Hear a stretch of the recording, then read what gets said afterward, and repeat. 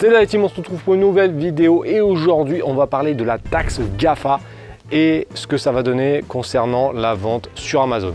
Donc on voit ça après le générique, let's go!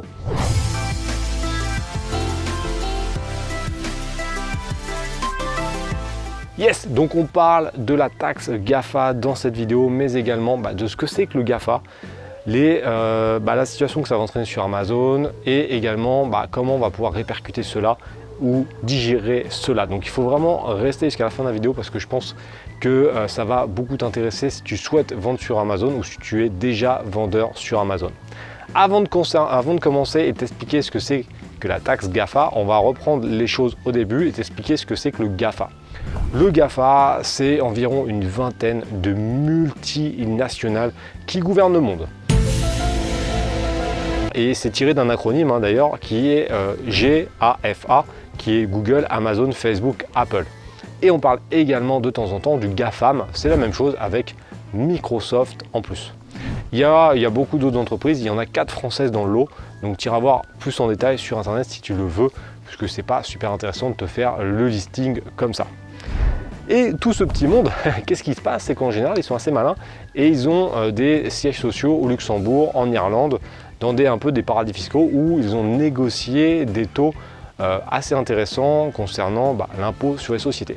Et la France se sent qu'elles sont un petit peu carottes parce que, pour donner une idée, Amazon a payé 30 millions d'euros d'impôts. Alors ça paraît peut-être beaucoup, mais quand tu compares avec le Crédit Agricole qui a payé 2 milliards d'euros, alors c'était en 2017, mais bon, ça revient au même, tu te dis que Amazon, ils ont mis une petite carotte à l'État français. Donc l'État français a dit quoi? A dit on va mettre une taxe qui va représenter 3% du chiffre d'affaires. Comme ça, on va vous la mettre à l'envers. Sauf que, il faut que tu restes jusqu'à la fin de la vidéo parce que je vais t'expliquer pourquoi ça ne se passe pas tout à fait comme ça et que c'est pas eux qui vont l'avoir à l'envers, mais c'est plutôt évidemment soit les clients, soit les vendeurs. Mais bon, ça c'était un autre sujet qu'on va voir tout de suite après. Et donc ils se sont dit on va mettre une taxe de 3% sur le chiffre d'affaires sur toutes les entreprises qui font un certain volume en francs, donc un certain chiffre d'affaires, et qui ont l'une des 3 activités suivantes. Tout d'abord, la publicité en ligne. Donc là, évidemment, on pense tout de suite à Facebook et à Google, qui sont des régies publicitaires, donc où tu peux faire de la pub pour te faire connaître. Moi, je l'utilise et beaucoup de vendeurs l'utilisent également.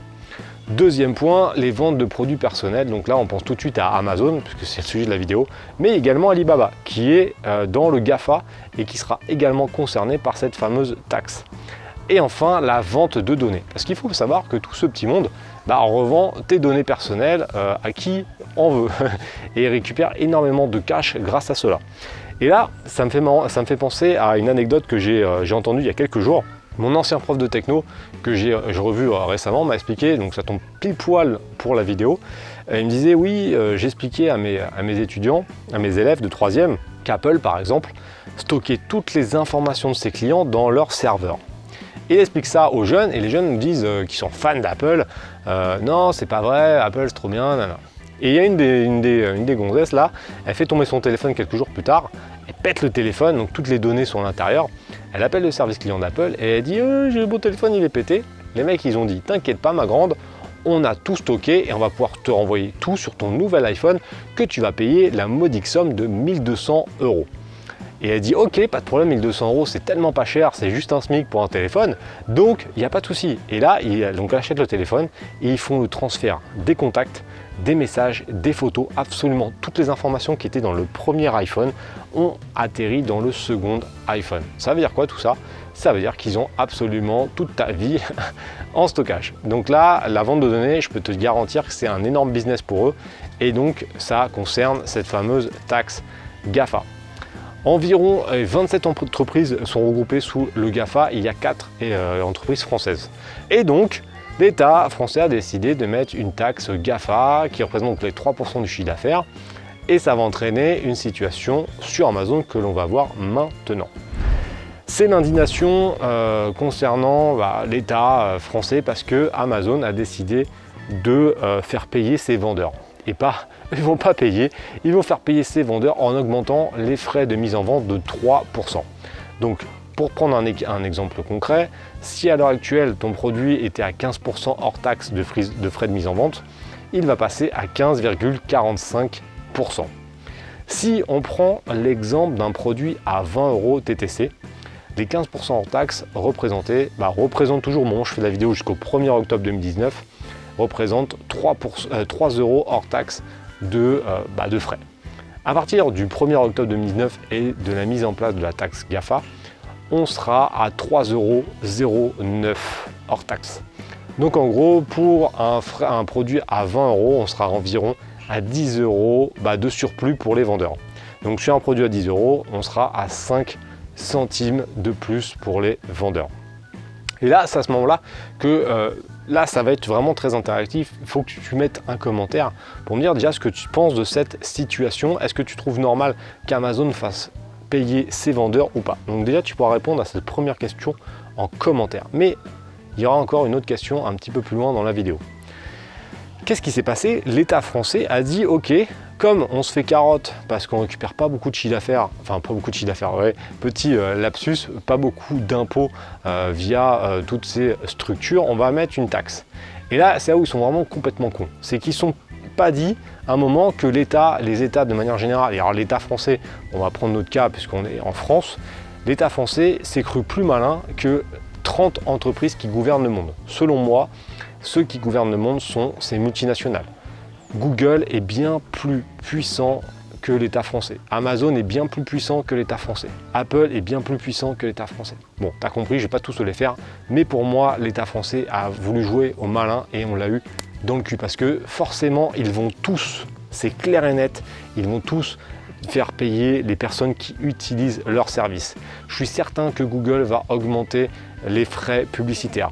Je suis certain que Facebook va se rattraper également sur les frais publicitaires. Alibaba sur les frais de mise en vente de ses produits, pareil.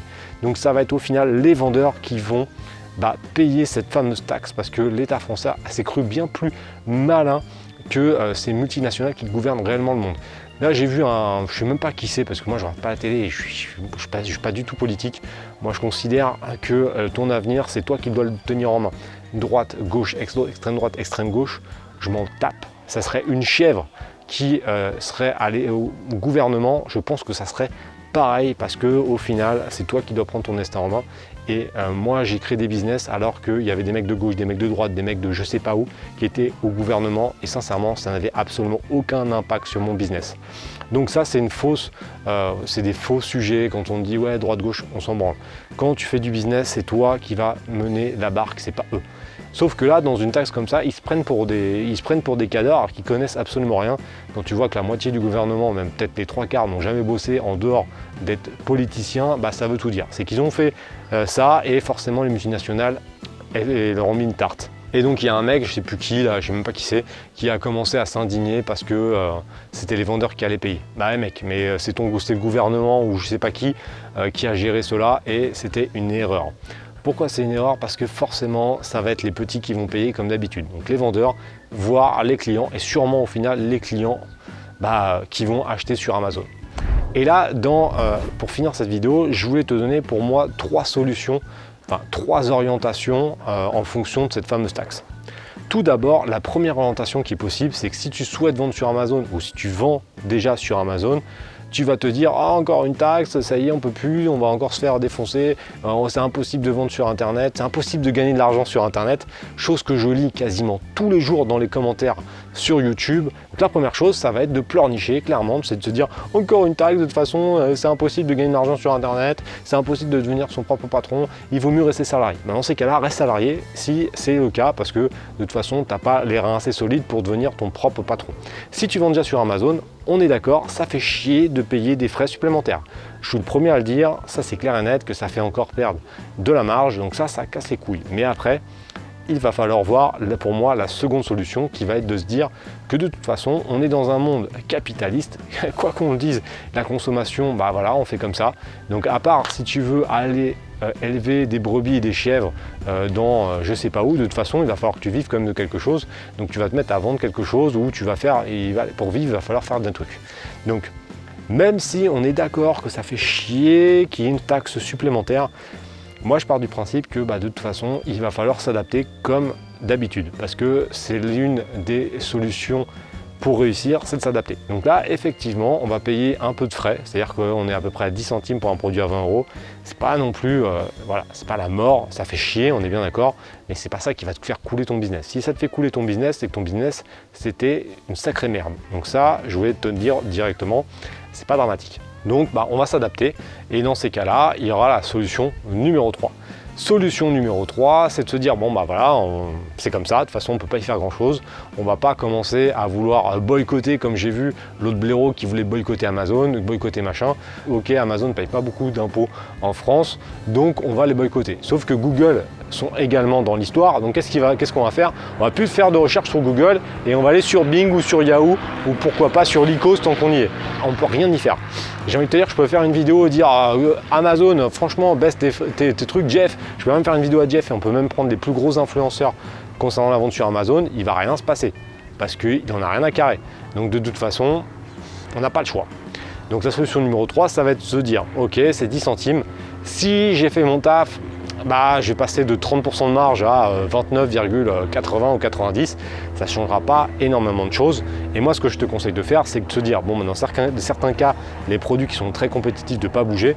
Et les produits qui sont un peu moins compétitifs, il suffit juste de monter sur un prix à 20 € de 10 centimes ou de 5 centimes si tu veux partager avec le consommateur. Mais ça va être d'augmenter légèrement de quelques centimes tes produits qui tournent entre 15 et 20 €. Ça fait à peu près 5 ou 10 centimes d'augmentation.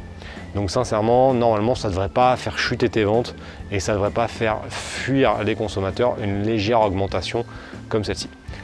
Cependant, tu peux évidemment me dire en commentaire ce que tu en penses tant que c'est constructif. Si c'est pour me dire qu'Amazon c'est de la merde ou que c'est des voleurs parce qu'ils ne payent pas beaucoup d'impôts, ça c'est pas très constructif. Donc donne-moi ton commentaire constructif.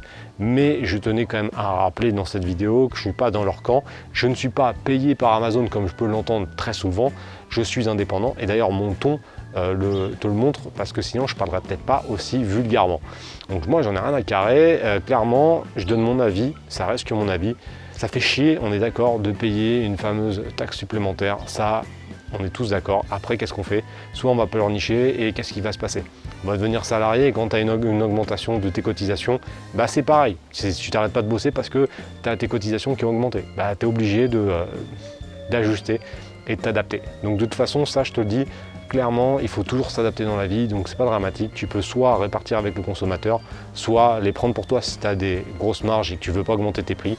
Mais de toute façon, on n'aura pas le choix parce que la taxe va arriver le 1er octobre 2019. Quoi qu'il se passe, ça va arriver. Donc merci l'État français encore une fois de ne rien comprendre au business et j'espère que tu as aimé cette vidéo.